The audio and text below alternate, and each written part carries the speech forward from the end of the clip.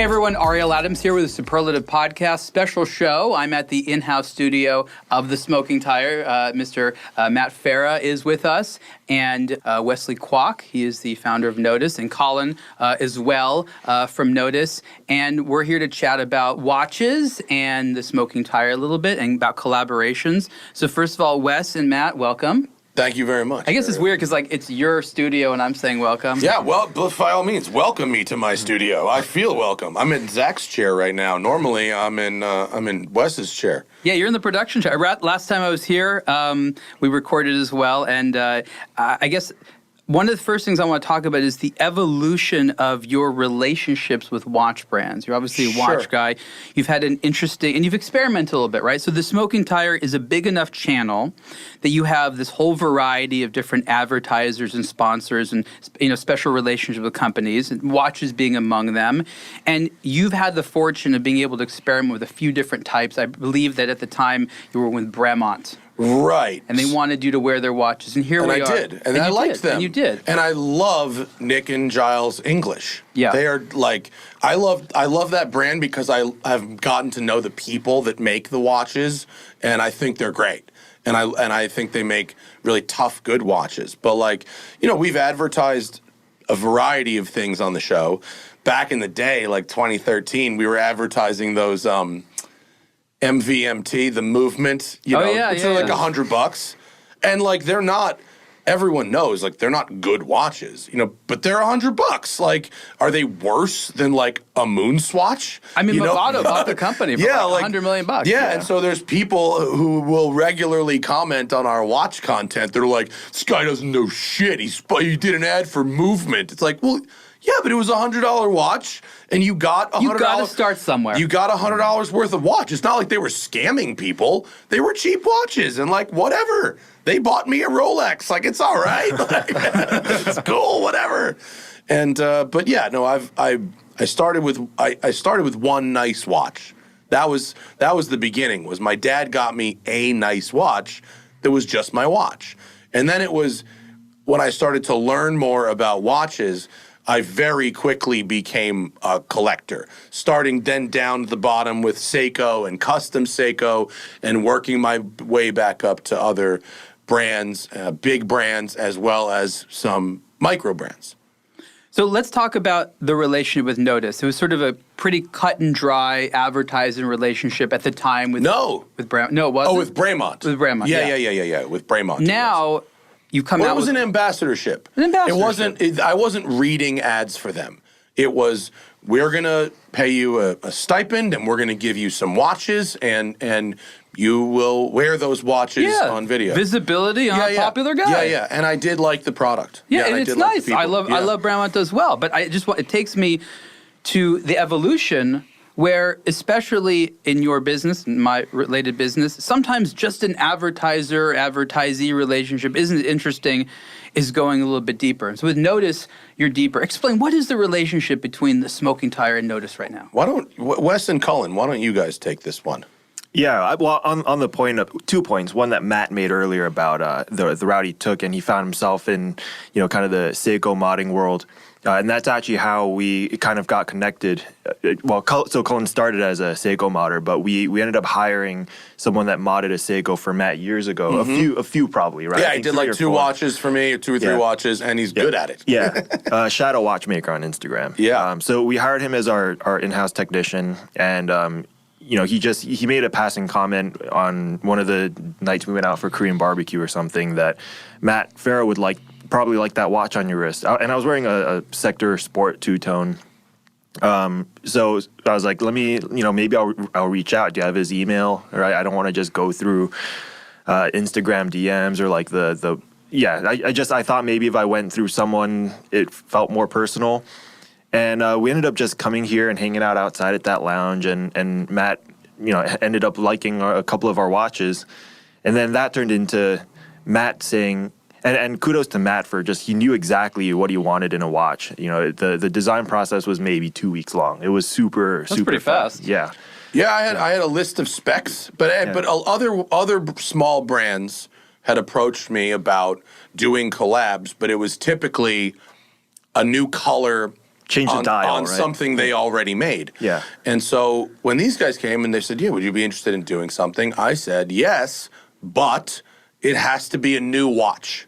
It doesn't need to be only for me. You can sell it to other people, but it's got to be new, and it's got to be something that I'm not just going to sell, something I want to wear. And so that's how we started with. They brought a couple of cases, and they showed me everything they make now. And it was okay. Well, I like this, and I like this, and I don't love that, and I don't like that, and they have a watch called the Sector Sport. And I loved the aesthetic of it. It was beautiful, but it was the wrong size. It just so happened to be the one that Rain, Shadow Watchmaker, thought that Matt would like. And we didn't come in and point him in any direction at all. It was the first one they'd reach for. Well, if he's modding watches for a guy, he knows what he likes. He knew my taste, and he was right. And I said, I love this watch. It's the wrong size. I want to change this. I want to change this. And then I want to do a fun, a dial that you can see from across the street, bright, bold dial, because I'm colorblind, and I wanted a super bright dial, and then I gave them a list of hardware requirements. It has to have a long power reserve. It has to have a very deep depth rating. It has to be. I want a 41 millimeter, but I want it to be as thin as we can possibly make it within reason. I want a Jubilee bracelet. I want a deployant clasp that we can adjust without tools. These types of things. And they got to the point where they said, with this hardware, this watch is going to be the most expensive watch we ever made. And I said, I stood by the fact that I said, I think that's okay, because we're not selling a $700 watch for $1,200. We're actually selling like a $2,500 watch for $1,200. If this was another brand making this, a Swiss brand, a brand that's got history and heritage, no offense, behind it, and name recognition, this is a $2,500 watch or more. And so we appreciated the fact that there was a bit of back and forth. So to your point about how with Braemont it was a cut and dry, advertising and advertiser relationship. Ambassadorship. MVMT would probably be a better example, right? MVMT was a straight up advertising. Yeah. They bought advertising, and that was that. Braemont, I wore their watches for 2 years. Yeah.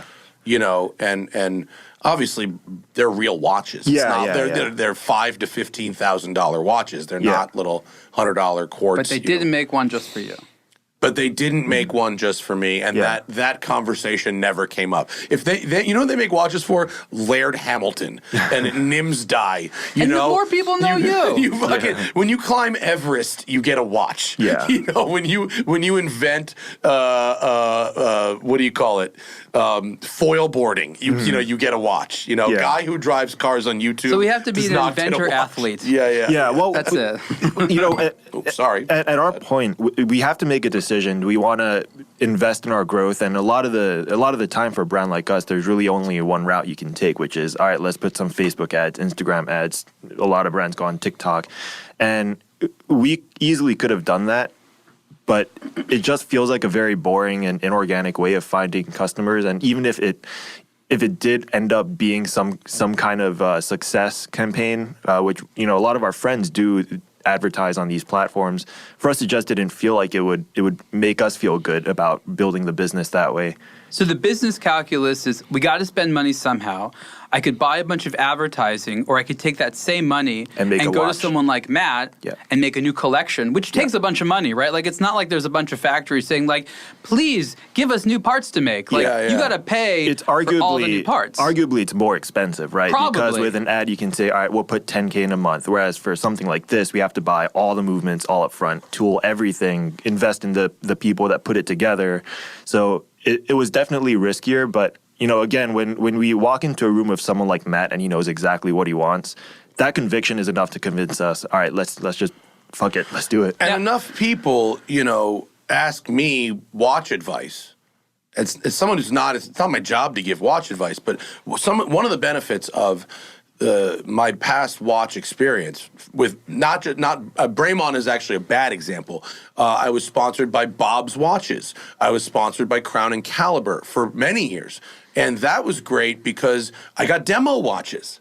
And so I had the experience of trying on, wearing, and living with hundreds of thousands or millions of dollars worth of watches that so many people, just like with the press cars, would have to spend money to learn that lesson. I mean, imagine having to spend 10 or 20 grand to find out you hate something, you know? And so many people who collect watches, that's what they have to do. Well, reviewers of any type know products well enough to know what people are willing to spend their money on. And right. Your experience reviewing mostly cars, but also watches, my experience being a watch reviewer, I guess, Wes, do you agree that people like us have a special extra power than the regular designer consumer to know maybe what goes into a successful product? Yeah, I would say so. I mean, just the sheer amount that you see compared to a normal person that doesn't do this for a living. Because we'll agree that it's rarely the critic which gets asked, hey, come up with a new product. It's a designer or someone maybe famous in business, but it's rarely ever he or she who has seen a huge amount of them and tends to know what works. That's exactly what made this thing so interesting, right? We basically gave Matt the ability to build something from the ground up. And he really did. Like, not a single piece of, well, I'm not wearing it right now, but not a single piece of the watch we had any say in, right? It was Matt had all these ideas, and we did the drawing, and then we went back to Matt, and he kind of said, I like that, change that color, change that shape. So he really did steer the design process, and I think, was it fun? Did you have fun doing it? Oh yeah, yeah. I had a lot of fun. Yeah, and I wonder if it was hard. Yeah. It was it wasn't hard in terms of swinging a hammer into rocks hard, but it was hard in terms of making decisions. Before I saw the watch in the flesh, that was hard. Yeah. And narrowing down from 20 colors to 3 and then to 2, that was hard. It's like choosing your favorite kid or something. Yeah. And you were in a position where you designed a watch recently too. Yeah, right? I've done 4 or 5 of them so far. Done more that, of course, haven't come out or that may never come out.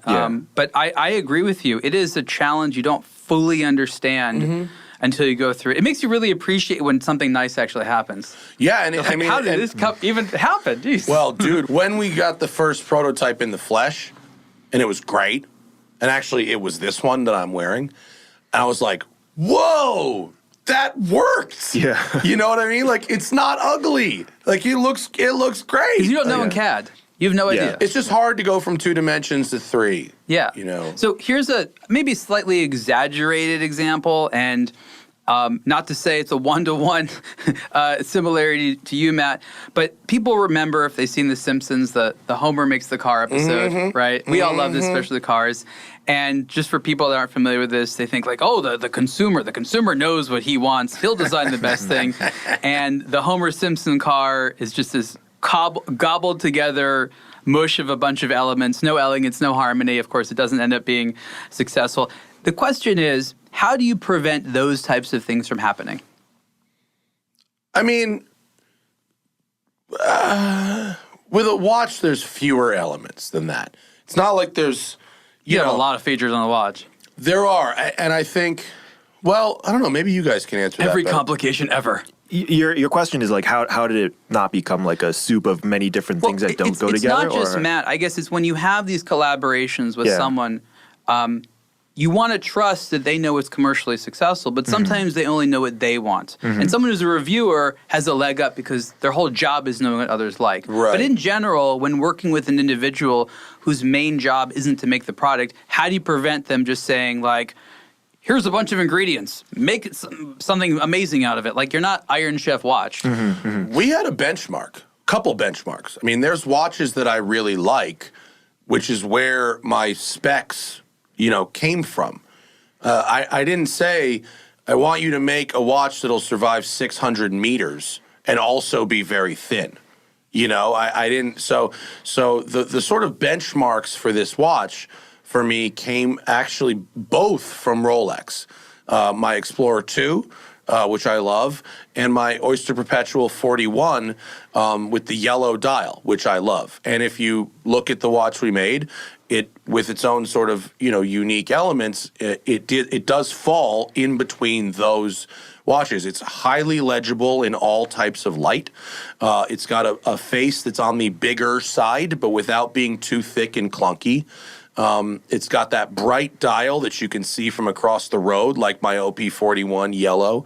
The bracelet taper, I don't know what you're demoing. Did they give you a bracelet also, or just a strap? Yeah. So that Jubilee bracelet has the same lug width and clasp width as the Rolex taper. I did notice that, actually. Which is the perfect taper. Well, if you've tried every bracelet out there, don't fuck with Rolex's taper. It's just the best.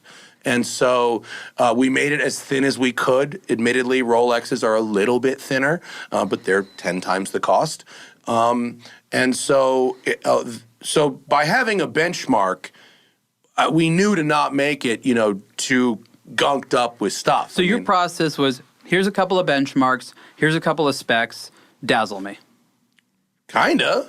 Yeah. Right? I mean, pretty much. And then here's a couple benchmarks, here's a couple specs, here's the thing you've already made that I really like. Let's find something in between those and put that together. Okay, so on the Nodus side, what do you then do with that prompt? Yeah, well, I mean, so part of it is that Cullen passes me the whistle pig first. Yeah. No, I mean, that's like the now thing. Do you mind? May I have a little...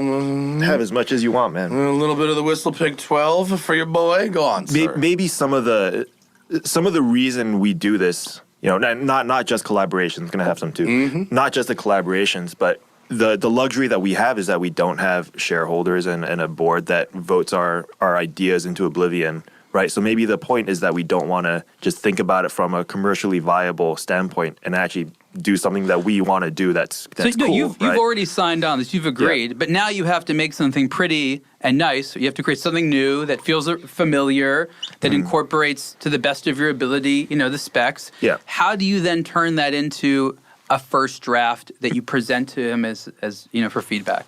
Yeah, and actually we gifted you the 2D drawing. The 2D drawings, yeah. So two things happened. One was we went into the actual design of the case where the wireframes and the kind of the engineering drawings happened. And then on the other side, it was all the kind of the bird's eye view 2D drawings.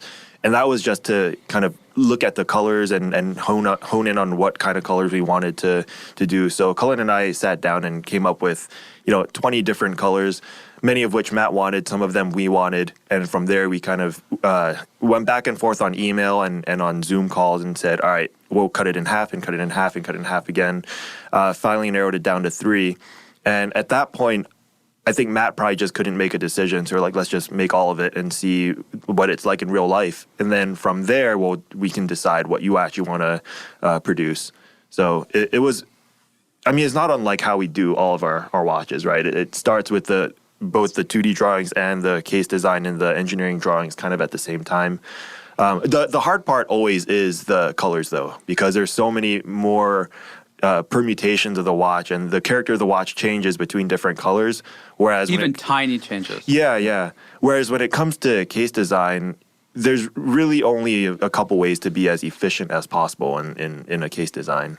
The biggest difference when we went from 2 dimensions to physical dials, and the drawings that you made, which were accurate but not, they weren't rich because they were on screens, they were on paper, and they didn't have the gradient. Yeah. These anodized dials, both the mint and the orange, have a true gradient that was not captured in the drawings. And the physical watch they originally showed me, the Sector Sport, did have a gradient, so I could, guess what it might be like, but I didn't know exactly. And so it was when they got to that physical prototype and I saw the richness of that gradient, and I was like, oh yes, this is so awesome. Yeah, because there aren't a lot of watches that have these colors on there, right? Yeah. And especially not these colors. So you can't be like, make it like that one. Yeah. There was nothing to benchmark that against. Really, we had a 2D screen, and that maybe is 50% or less representative of what it's actually going to feel like in real life and the way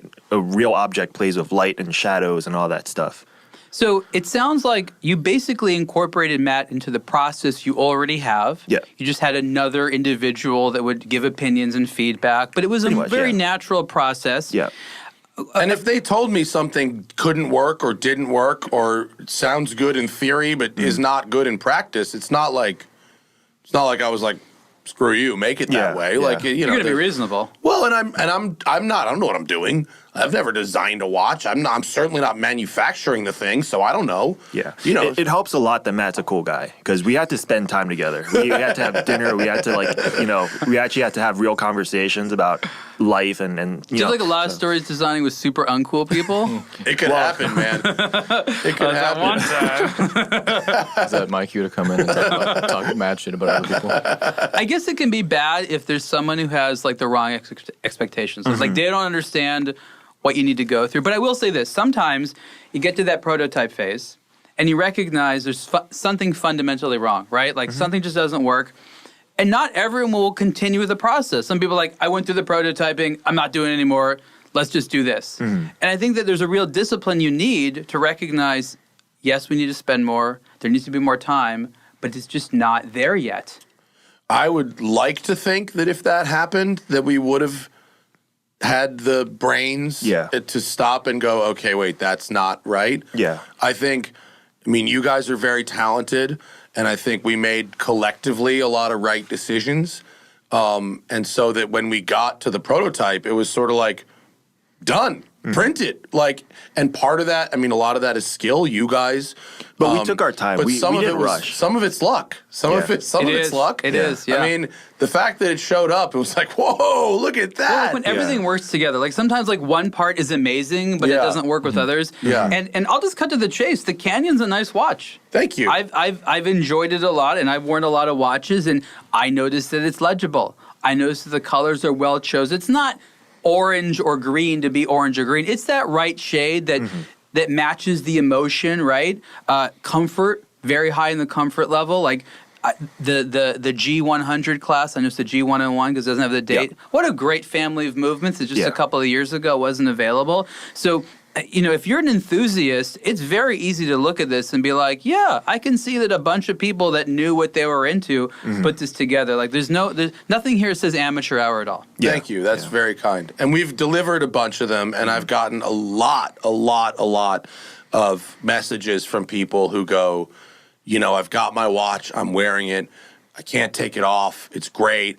And people who know watches, we had a few people who came to the delivery event the other night, and it was their first watch. And that was great. Never bought a watch before. I bought this one. How cool is that?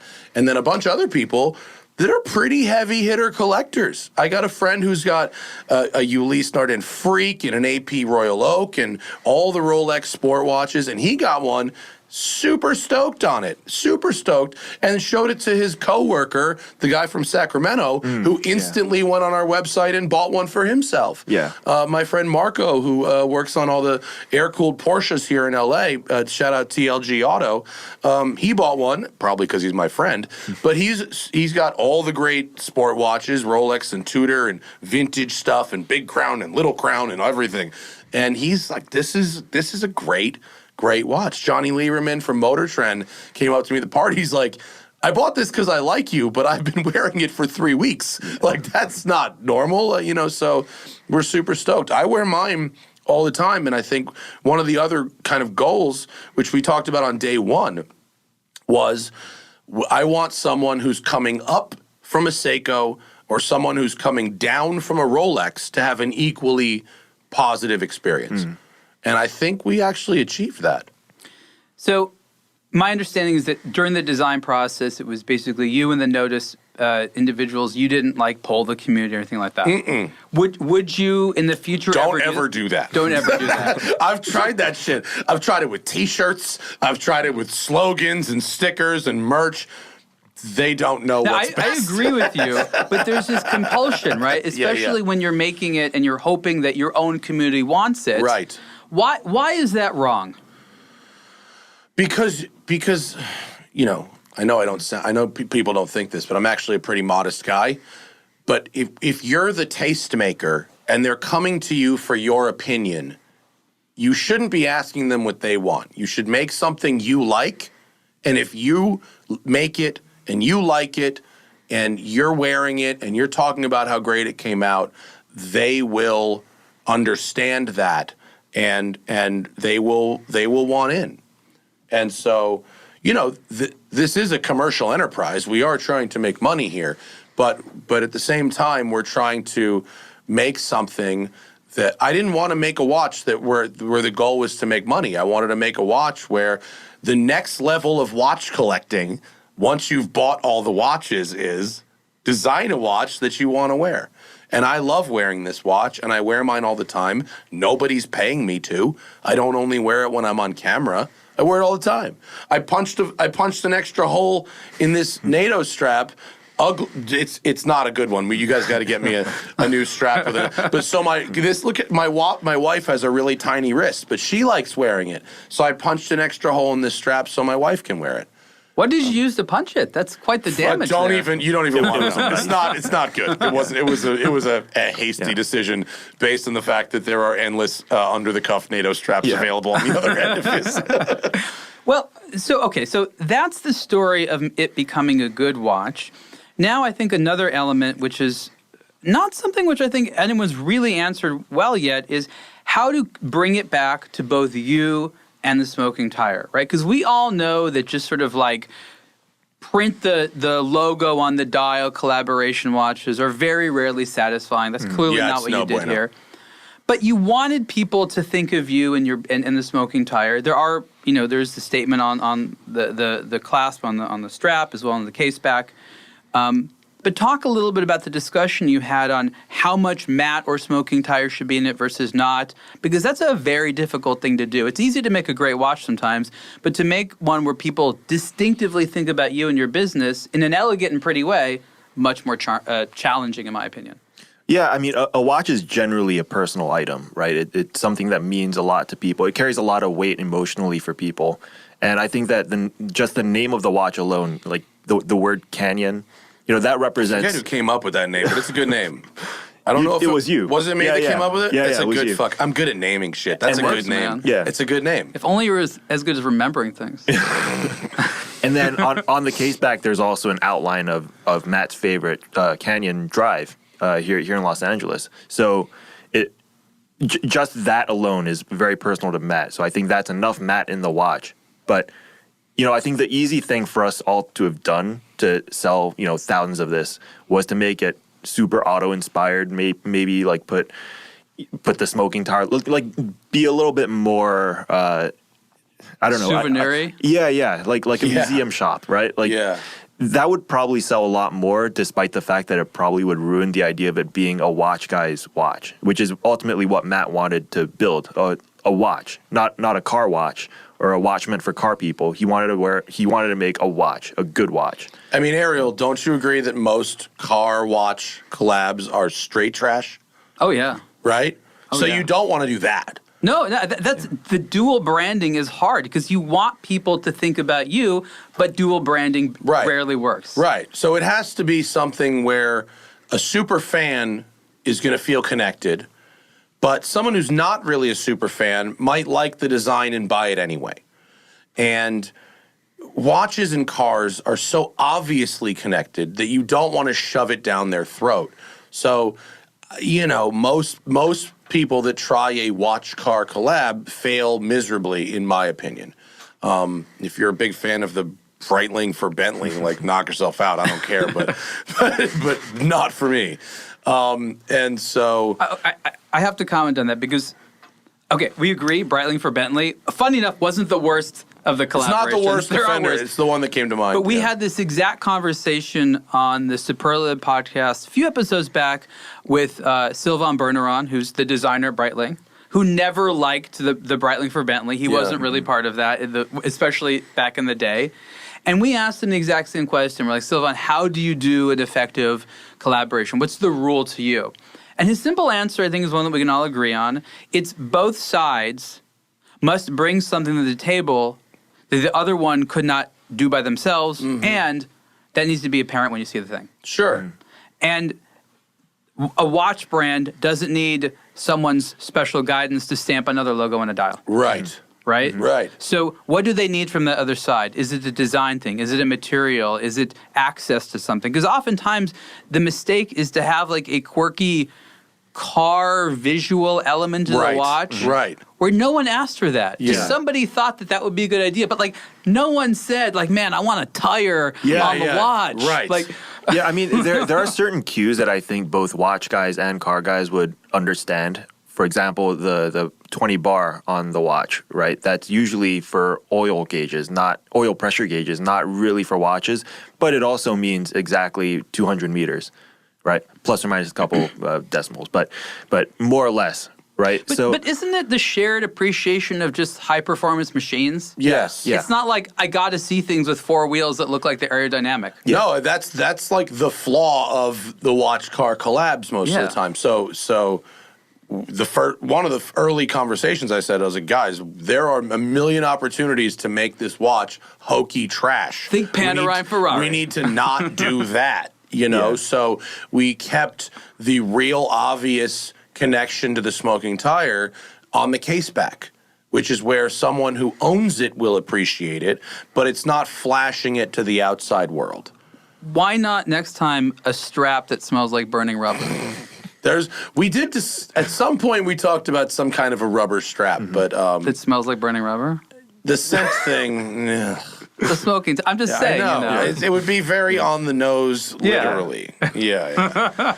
I think the day that we came in to meet Matt for the first time, I think he had an email pulled up from another watch company that wanted to do a collab with him, probably the dozenth brand that reached out to Yeah, you. I forget who it was, but I remember this. Yeah, and he said, I don't even have to read past the subject line to know this is going to be a shitty idea because there was a car brand name, and I won't throw anyone under the bus, but there was a car brand name in the subject line. So I believe from what you told us, you didn't even read the email because you weren't ready to even look at doing a No, car. I read it, but I just knew it was garbage. Yeah. Like it's just it had the watch has to be a watch. If you don't care about me, if you don't care about the car, it's still got to be a great watch.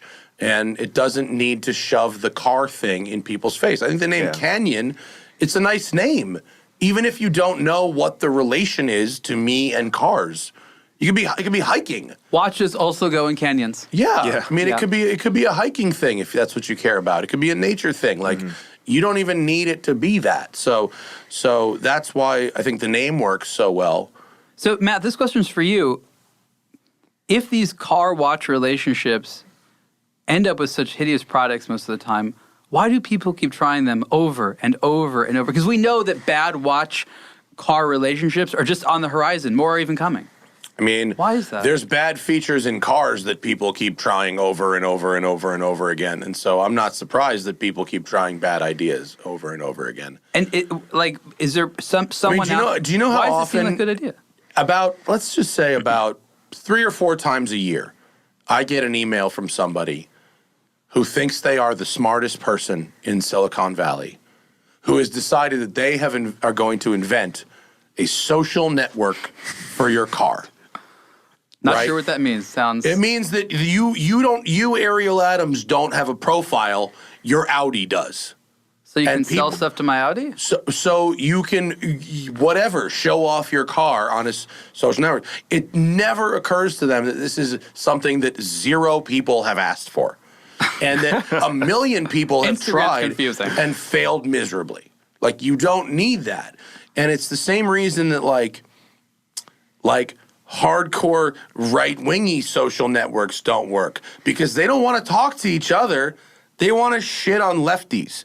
That's why they go to Twitter and Instagram. You know what I mean? So, like, the car thing, having a social network for your car, it's about having your car on the social network for everybody. That's the thing you need to be doing. And people don't figure that out. Same reason people don't figure out that I don't need to, like, write Ferrari on the dial of my watch or have the winding rotor be like a rim, or whatever. Like, they just keep trying this stuff. And I guess they sell enough that I just don't, like, we go to the car events. I never see people there wearing the watch. It has, I don't either. The steering, wheel rotor thing, or I don't either. we don't see that. Like, Yeah. they're just basically wearing Rolexes most of the time. Yes. And Yeah. once in a while, they'll have something else. But, like, no one's I got, tried like, to wear a the watch novelty. ironically once. I went to the Barrett-Jackson auction in Scottsdale, and I borrowed a Breitling for Bentley, like 48 millimeters. and I thought I could wear a watch to something ironically, like to make fun of the people who No, they would take you seriously for that. Well, I learned that you cannot wear a watch ironically. It's not the same as a funny T-shirt or anything like that. People look at you like there's something wrong with you, and one giant Russian gangster was like, I like this watch, how much? And wanted to buy it off me right then and there. And you can't do it ironically. That is a watch for a man that likes to indiscriminately spend money. We know that. Yes, definitely. Perfect place at an auction. Right? At Barrett Jackson, that's where you want to be.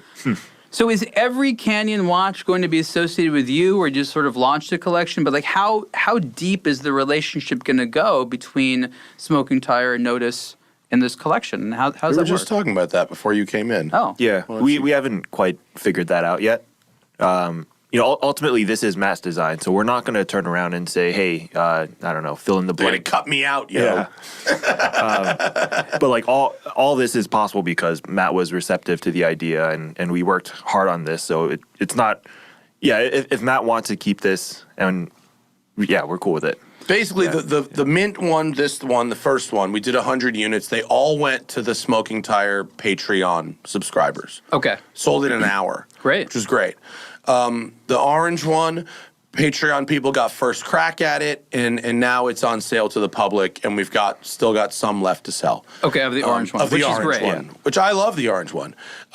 Granted, we understand that orange is a slightly narrower taste window than mint or black or blue, but I didn't want to do black or blue. You want to know the problem with oranges? It's been around for too long. It's old school? People have had so many years to have options to buy orange-style watches. Men's watches, the sort of aquamarine, kind of teal, turquoise green. What are we, less than 4 or 5 years now? Yeah. It's still fresh to a lot of people. Yeah. But if they do that for long enough, it's going to be the same thing as orange. So that's why it's always like the underrepresented color. That's why I keep saying purple. For how many years have men been able to buy purple watches? Not that many. Purple could be fun, actually. Yeah. I think a purple could be really cool. Yeah. I said purple's going to be that next one. I think I'm kind of with you on the purple. That could be fun. Boom. Okay, there you go. Maybe. But the after, if we do other colors, maybe we will. These two are really, they're individually numbered. They're explicitly the Smoking Tire.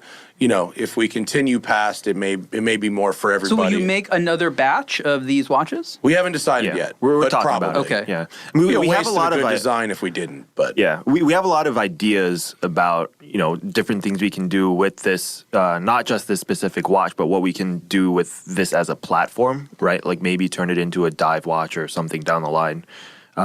But we literally had our event on Saturday, so we're probably all still recovering from the hangovers. But once all that's behind us and we're out of oranges, we're going to wait to see, I think, what the people that actually wear the watch say, what they want next. Yeah. Yeah. If I'm going to put my literal name on it, I don't want it to be something standard. I don't mind if the Canyon exists as a black dial watch, but that's not the Smoking Tire. The Smoking Tire is playful. It's slightly aggressive colorations. It's something that's a little different. I really want to play with loom a little more. We might want to do some custom further collabs with artists who maybe will decorate dials in an interesting way. There's some fun stuff that I want to do that's a little more out there and specific, but speaks a little bit more to my personal taste. Which, when it comes to, I don't dress fancy, but my watches are pretty aggressive and not always very conservative, and so I don't want to put my name on the conservative option, but I know people want that, and so I don't want to say, well, you can't sell a black dial Canyon because I don't want to put my name on it, Yeah, well, if we did anything, Matt would sign off on it. I think that's probably the... For the Canyon. Yeah.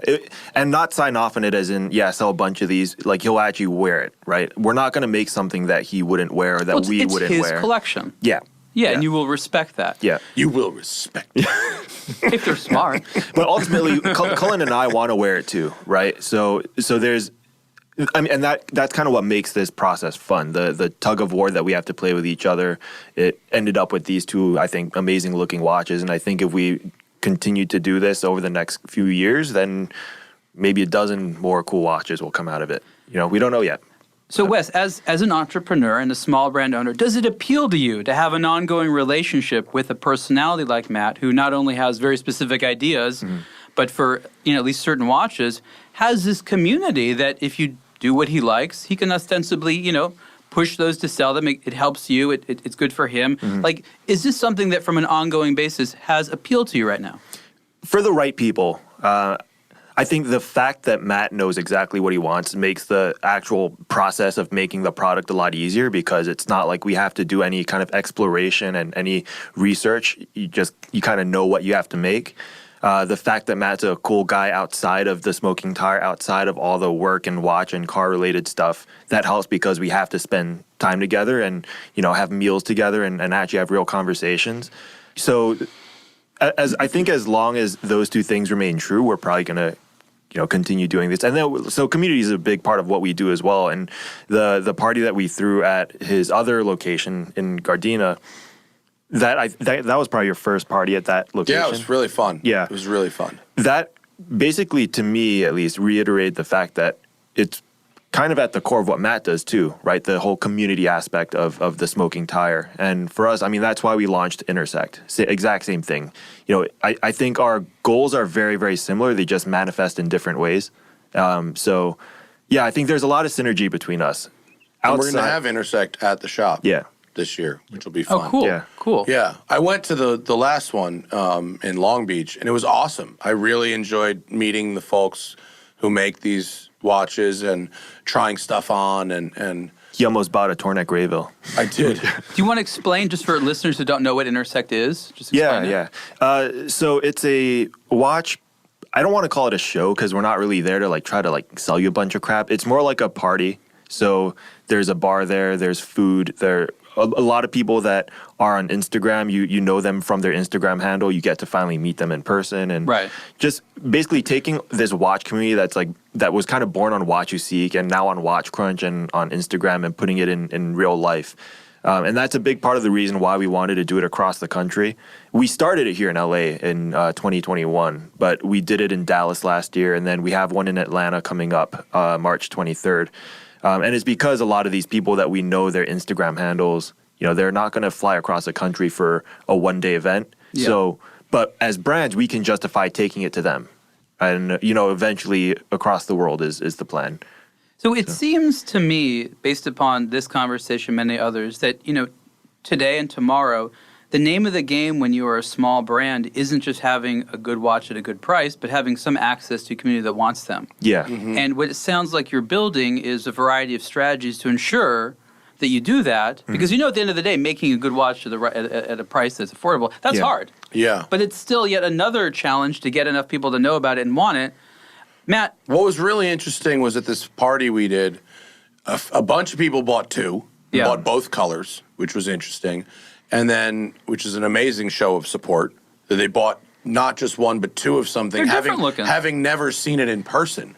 It's not like they were like, well, they showed up and liked one and then bought the other color. They pre-ordered two. Mm-hmm. And how far some people came to collect it in person.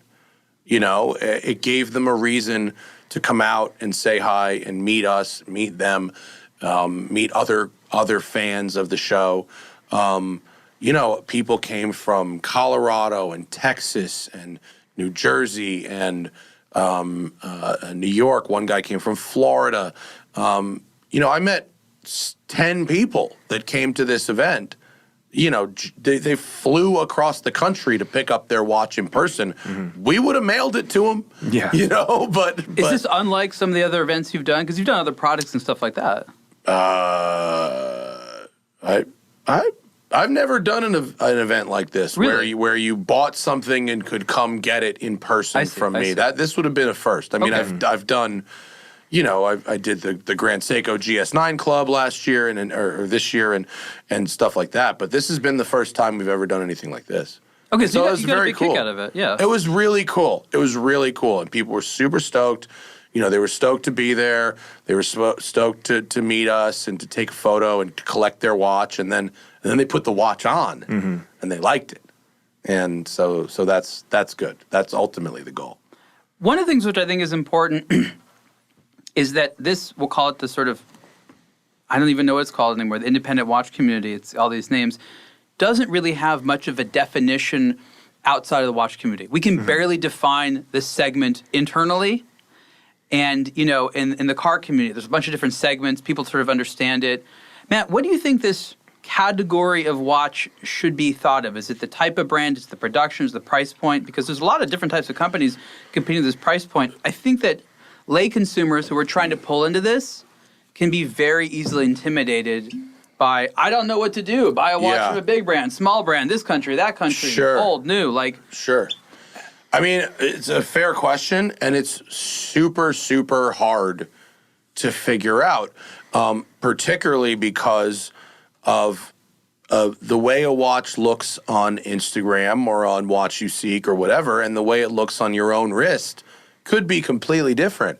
And that's actually why this intersect thing that these guys are doing is so important, because these brands, everyone's seen a Submariner. You know what I mean? You know what that looks like in person. Even if you can't afford one, odds are you've seen a couple. Maybe you've tried one on. You know, like it's a standard. And every major city will have a dealer for Rolex or Omega. Yeah, and even if they won't sell you one, and you can't afford one, you could try it on, right? But for a micro brand or a new brand, odds are you've only ever seen photos. You've probably never seen, unless you're like in a Red Bar group or something, and even then it's like a big maybe. So this intersect thing, the best part about it, I think, is that they've got all these brands have their watches, and you can try them on in person. And you can go, well, that looked great on Instagram, but it's not so great here. And oh, I never noticed that before. Man, that looks good on my wrist. And in some cases you could buy right there, and in some cases maybe you can't. But ultimately, as you well know, Ariel, the defining factor of should you or shouldn't you is how does this look and feel when I'm wearing it? Do I like looking down at the dial? Does it sit right on my wrist? Does the strap come down the right way? Is the weight balanced the right way? And looking at photos on the internet won't tell you that, you know, and listening to influencers won't necessarily tell you that. Listening to reviewers won't necessarily tell you that, unless you happen to know said reviewer has the exact same wrist as you. With cars, a lot of people come up to me in person and they use me as a fit model for cars. You know, I'm your size, and if you fit good in the car, I know I fit too, which is a useful skill for people. Well, a lot of cars, if you're the wrong size, it's not comfy. Yeah, for sure. And with watches, if it's the wrong size watch for your wrist, it's either not going to be comfortable or not look appropriate. Yeah. Dude, Panerais are so dope on Instagram. But I've never found one that actually felt right on my wrist. And it's a shame because I love looking at the sandwich dials. Well, it's a weird double-edged sword, I think, with this phenomenon you're talking about. Because if it wasn't for this trendiness and always desire for novelty, most people wouldn't learn about these products very quickly. But as we're talking about, Instagram alone is often not sufficient to help you know what you're going to like and what you should buy. Right. It definitely opens the doors for brands to at least get started. But when you're ready to take the next step and actually start getting some momentum and really building a community around your brand and all your friends' brands, because that's I think one of the mistakes that people make that are from the outside. Like when you look at a Nodus and a Formex, we're not really competing with each other. You know, we're actually really good friends. I talk to Marcus every day, the guy from Formex. Sure. Right. So having a show like Intersect, like we call it Intersect for a reason. You know, it's a truly collaborative event that's paid for, planned, and hosted by all the brands that showcase there. It's not the Nodus show. We might have started it, but it's not the Nodus show, right? And I think that's a unique aspect of this part of the industry. The fact that we have the luxury to do something collaborative like that.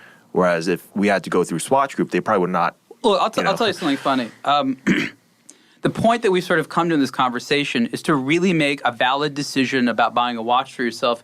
You got to see it. And so that means the watch industry should try to do as many, in-person events as possible. Yeah. And what I've noticed is after years and years of me personally going to the Swiss and saying you got to do more events where people can see the watch, especially in a nice experience. While there are some, it's like barely enough, and it's only in like top cities. So if you live in like most parts of America and you just want to see the thing, like screw you. Yeah. So it has taken Americans in America to put these events like Intersect and some of the other ones on. And the irony is the foreign companies, just for whatever reason, even though they had everything to gain from doing that, wouldn't do it. And now we have to do these homegrown events that the retailers aren't doing, and brands now have to do it. The truth is, a lot of those brands in Europe don't need to do it. You know, they can rely on their heritage and their story and the placement in James Bond. All they do is want more sales, and not everyone's Omega. Yeah. Okay, and Omega has to spend so much money to make sure it gets its watches out there.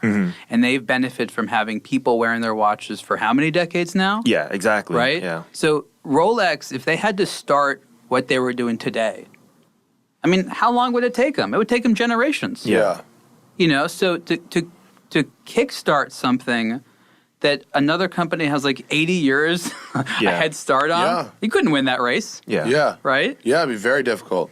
Very difficult. So I think that's why it's so important to just get people to understand. You just got to put it on. But once, and this is the good thing, once you know your tastes, once you are said, I'm a watch person and I know what works on my wrist, I know what materials and sizes and shapes work well, then you can buy remotely pretty well. Yeah. It's that first several years where you're really learning for yourself. This is the danger zone. That's what my Crown and Caliber and Bob's Watches sponsorship got me. I've narrowed down. Oh, you gained that expertise. I gained that expertise at their expense. You know, I learned that I need a watch that's between 40 and 42 millimeters, and that's between 10 and 12 millimeters thick, and that has a certain taper of bracelet, and that has a certain toughness that will survive basic outdoorsy, hot kitchen-y, light garage-y kind of life. And everything I buy now falls pretty much in that window. But I demoed a whole bunch of stuff that I liked the aesthetic of, thinking maybe that's for me, and then I gave it back and forgot about it the next day. And thank God I didn't have to spend 10 grand each time to learn that lesson. I mean, I was obsessed with the Sky Dweller for like 2 years. And then I demoed one for a month and was like, no, and gave it back and haven't thought about a Sky Dweller ever since. And I had the Saved me opposite $30,000. Yeah. I had no interest in that watch. I wore the Sky Dweller, and I really loved it. Great. Good for you. And that's fine. But you have to have that experience. You could come to something, you could think you're going to love it and end up not, or have no interest in it until you put it on. You're like, wait a minute. And that too bad 11 James didn't work. Yeah. The rental. The rentals. Yeah, the rentals. So I can see how I did that. That's a good idea. The vibe of that works. The idea works. Yeah. Monetarily, people didn't want to return their watches and damage them a little bit too much. Right. Okay, so let's get to sort of the final questions here. If people are super supportive of the Canyon and they buy everything you have now and the next couple of batches, what will you then work on? What's sort of your pie in the sky grail idea that if the community is there to support it and you feel like they'll buy it? I know. You already know what it is. Yeah. The kitchen timer. The kitchen timer. The kitchen timer. It's a 30-minute countdown chronograph. Okay. It's for cooking. Okay. That's it. I mean, that's it. It's a waterproof, but possibly manual wind. Could be automatic as long as it's not too thick. But it's a chronograph that counts down 30 minutes in reverse. What happens when it goes down to the end? It stops. Okay. I mean, if we want to be baller, it chimes. But if that's some other shit. But I talked about this on a podcast. I had 25 people email me, go, dude, kitchen timer. We gotta do it.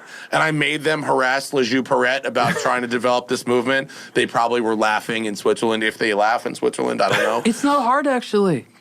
It's not. It wouldn't be that hard. No, it it's wouldn't be actually that super hard. easy. No, it would not be that hard. I don't know what the core audience, but that you want to know what the ultimate watch is? It's the kitchen timer. What would it look like?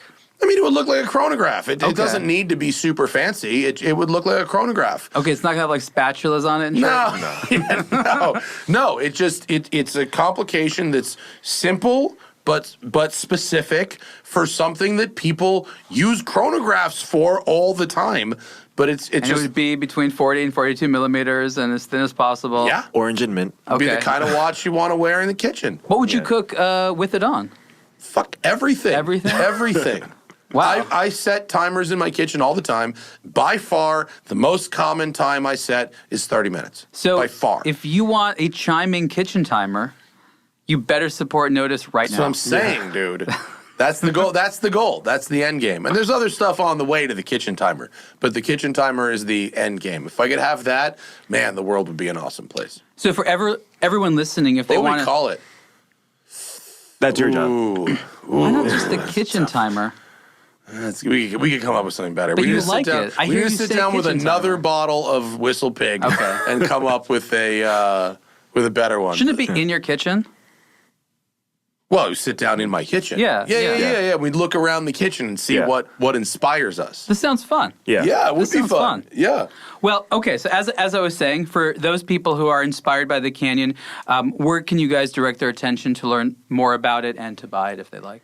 Yeah, so our website, noduswatches.com, there is a page that outlines the Design Lab program. Matt Farah was one of the first ones to help us launch the program. Kind of gives readers an idea of why we want to do these types of collaborations. And then there's a Canyon-specific product page which kind of outlines the process, the thought process, design process.